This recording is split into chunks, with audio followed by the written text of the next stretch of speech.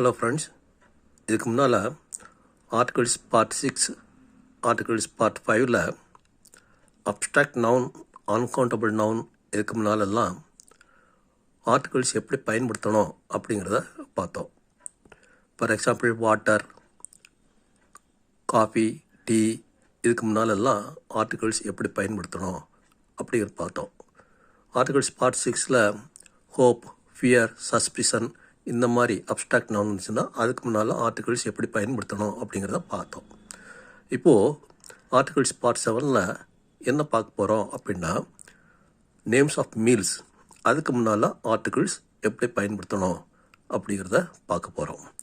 இப்போது முதல்ல மீல் அப்படிங்கிறது கவுண்டபிள் நவுனா அன்கவுண்டபிள் நவுனா அப்படிங்கிறத பார்ப்போம். முதல்ல இப்போது மீல்ங்கிறது கவுண்டபிள் நவுன். மீல்ங்கிறது சொல்கிறோம் சிங்குலர், மீல்ஸுங்கிறது ப்ளூரல். அப்போது இது கவுண்டபிள் நவுன். மீல்ங்கிறது அன்கவுண்டபிள் நவுனாகவும் பயன்படுது. இப்போது தானியங்களை மணல் மாதிரி அரைக்கிறோம் அப்படின்னா அதை கவுண்ட் பண்ண முடியாது. இப்போ ரவை இருக்குது, சீனி இருக்குது, இதெல்லாம் கவுண்ட் பண்ண முடியாது. இந்த மாதிரி இருக்கும்போது அது அன்கவுண்டபிள் நவுன் ஆகிடுது. அதுக்கு மீல் தான் சொல்கிறோம் இங்கிலீஷில். ஓகேயா? இப்போது வீடியோ பாருங்கள். ஆர்டிகல்ஸ் பிஃபோர் நேம்ஸ் ஆஃப் மீல்ஸ்னு கொடுத்துருக்கு. அப்போ இது கவுண்டபிள் நவுன். கீழே பாருங்கள், நேம்ஸ் ஆஃப் மீல்ஸு என்னென்ன வகை இருக்குது. பிரேக்ஃபாஸ்ட், லஞ்ச், டின்னர், சப்பர் அப்படிங்கிற வகையெல்லாம் இருக்குது. இப்போது இந்த பிரேக்ஃபாஸ்ட், லஞ்சு, டின்னர், சப்பருங்கிறது கவுண்டபிள் நவுனா அன்கவுண்டபிள் நவுனா அப்படின்னு பார்த்தா இது எல்லாமே அன்கவுண்டபிள் நவுன் தான். இப்போது இதை வாக்கியத்தில் பயன்படுத்தும் போது நம்ம அதுக்கு முன்னால் ஆர்டிக்கிள் பயன்படுத்தணுமா வேண்டாமா அப்படிங்கிறத பார்க்க போகிறோம். ஃபர்ஸ்ட் பாயிண்ட் பாருங்கள், ஏயை பாருங்கள். Omit a and before names of meals. இப்போ நேம்ஸ் ஆஃப் மீல்ஸ் வந்துச்சுன்னா அதுக்கு முன்னால் ஒமிட் பண்ணிடணும். ஏ ஆன்ங்கிறது போடக்கூடாது அப்படிங்கிறத சொல்லிருக்கு. எக்ஸாம்பிள்ஸ் பாருங்கள். We have breakfast at 8. We have breakfast at 8. Breakfast முன்னால் ஆர்டிக்கிள் வந்திருக்கா அப்படின்னு பார்த்தா இல்லை. செகண்ட் எக்ஸாம்பிள் பாருங்கள். I was invited to dinner. டின்னருக்கு முன்னால் ஆர்டிக்கிள் வந்திருக்கா அப்படின்னு பார்த்தா அதுவும் இல்லை. தேர்ட் எக்ஸாம்பிள் பாருங்கள். They were at lunch when I called. லஞ்சுக்கு முன்னால் ஆர்டிக்கிள் யூஸ் பண்ணிருக்கா இல்லை. அப்போது இந்த பிரேக்ஃபாஸ்ட், லஞ்சு, டின்னர், சப்பர் இந்த மாதிரி ஒரு வாக்கியத்தில் பயன்படுத்தும் போது அதுக்கு முன்னால் ஆர்டிகிள்ஸ் பயன்படுத்த வேண்டியது இல்லை அப்படிங்கிறது நமக்கு உறுதியாக தெரியுது. ஓகே. இப்போ பாயிண்ட் பியை பாருங்கள். when names of meals are preceded by an adjective, article should be used. இப்போ இதில் என்ன சொல்கிறதுக்கு, அந்த நேம்ஸ் ஆஃப் மீல்ஸ்க்கு முன்னால் ஒரு அட்ஜெக்டிவ் வந்துச்சு, அடைமொழி வந்துச்சு அப்படின்னா அந்த அடைமொழிக்கு முன்னால் ஆர்டிகிள்ஸ் பயன்படுத்தணும் அப்படிங்கிறத சொல்லிருக்கு. இதுக்கு முன்னால் ஃபஸ்ட் பாயிண்டில் என்ன சொன்னது அப்படின்னா வேண்டாம், ஒமிட் பண்ணணும் அப்படின்னு சொன்னது. லஞ்சு, பிரேக்ஃபாஸ்ட்டு, டின்னர், சப்பர் வந்துச்சுன்னா அதுக்கு முன்னால் ஆர்டிகிள்ஸ் பயன்படுத்த வேண்டாம்னு சொல்லிருக்கு.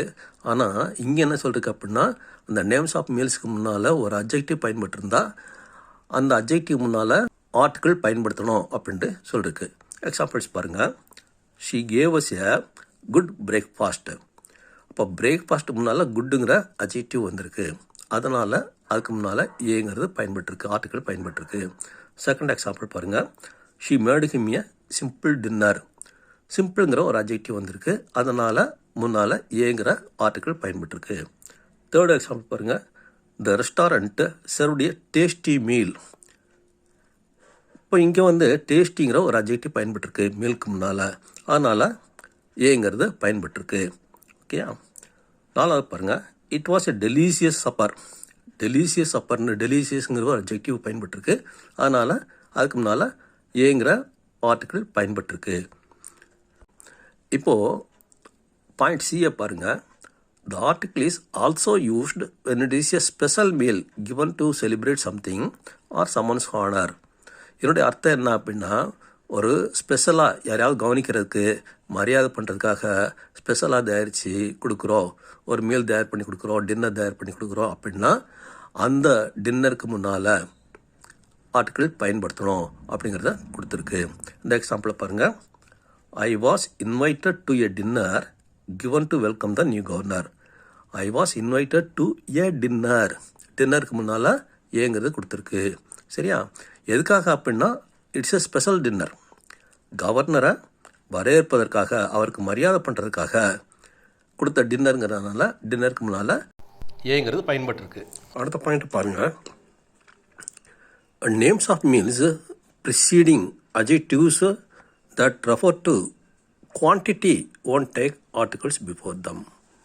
என்ன சொல்லியிருக்கு அப்படின்னா, நேம்ஸ் ஆஃப் மீல்ஸ்க்கு முன்னால் adjectives, அதாவது குவான்டிட்டியை குறிக்கக்கூடிய adjectives, much, plenty of, a lot of அப்படிங்கிற மாதிரி எல்லாம் வந்துச்சுன்னா ஆர்டிகல்ஸ் பயன்படுத்தக்கூடாது. எக்ஸாம்பிளை பாருங்கள்.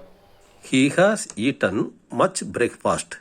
இப்போது மச்சுங்கிறது குவான்டிட்டியை குறிக்குது, பிரேக்ஃபாஸ்ட்டுங்கிறது நேம்ஸ் ஆஃப் மீல்ஸு குறிக்குது. அப்போது பிரேக்ஃபாஸ்ட் முன்னால் மச்சுங்கிற அட்ஜெக்டிவ் வந்திருக்கனால அதுக்கு முன்னால் ஆர்டிகல்ஸ் பயன்படுத்த வேண்டாம், கூடாது அப்படிங்கிற சொல்லிருக்கு. சரியா? புரிஞ்சுதா?